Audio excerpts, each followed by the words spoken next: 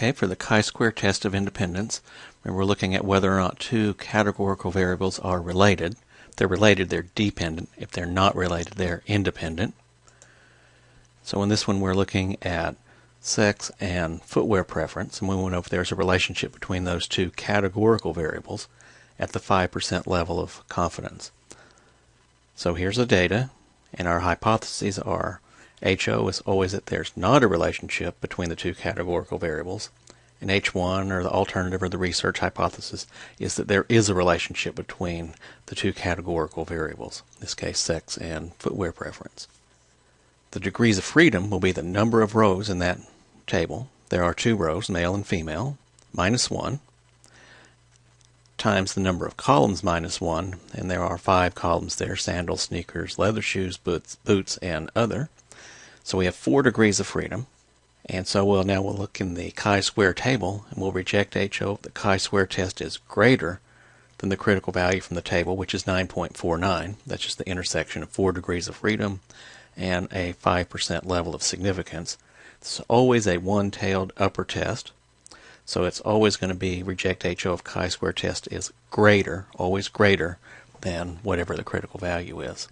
Okay, so on this screen, on the top screen, that's just the data reproduced. That's just what we had on the previous slide.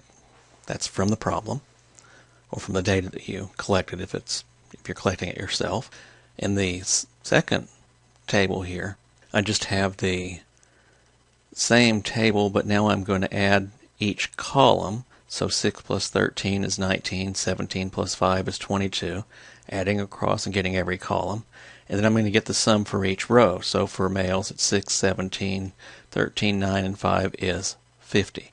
So these are just called the marginal frequencies, which is just the totals for each row and column. And then the one under here is just everything. Of course, you could just take 50 and 50 to get a 100. Or if you added the 19, 22, 20, 25, and 14, you would get 100. This bottom table is the expected frequencies. This is what you would expect if there were no relationship between sex and shoe preference. In this case, we have a 50-50 split between males and females, so we would expect a 50-50 split for males and females getting sandals, so that's just half of the 19. You can also look at that as being the row total, that's 50, times the column total, that's 19, divided by the overall total of 100, and you'll get 9.5 for that as well. And then just continue on and do that for each cell, getting 50-50 splits, or row total times column total over overall total. These are just the expected frequencies.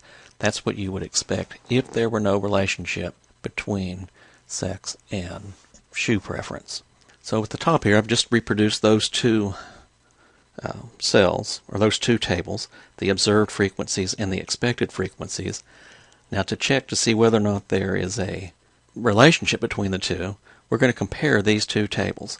If these two tables are close to the same, those are close, we'd say there's no relationship.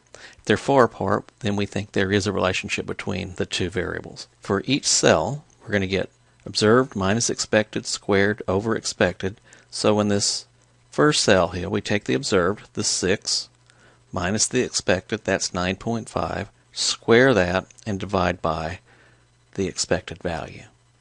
So we'll try that for another cell. Let's go over here to leather shoes and females. We take the observed value of 7, minus the expected value of 10, 7 minus 10 squared, divided by the expected value of 10, and you get 0.9.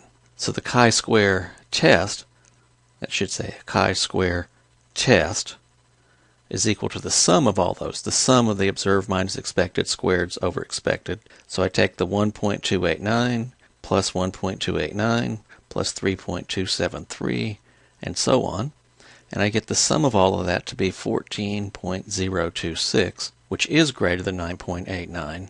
So you will reject HO and conclude that there is a relationship between sex and preferred software.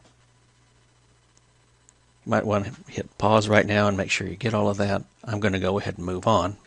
Now I'm just going to look at the sample size requirements.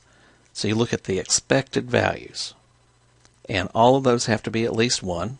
In this case they are. and fewer than 20% have to be less than 5. Well, in this case, none of them are less than 5, so we're okay on that as well.